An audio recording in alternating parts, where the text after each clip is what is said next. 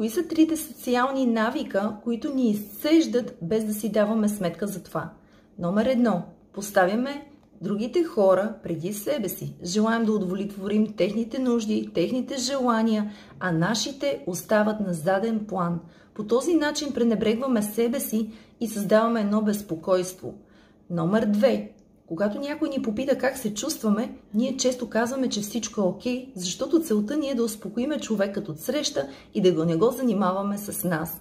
А фокусът трябва да е върху това, как да успокоиме себе си и как да намалиме това напрежение, което е създадено в нас. Аз съм Теодора Халачева, психолог-консултант и се занимавам с познание повече от 15 години. Ако това е тема, която ви е интересна, запишете се за моя канал.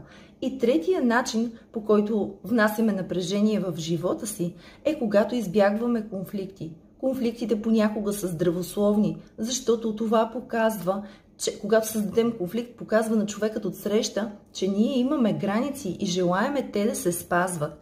Иначе, когато приемаме всичко и преглъщаме всичко, това напрежение остава в нас и работи на подсъзнателно ниво. Искрено се надявам това видео да ви е било полезно.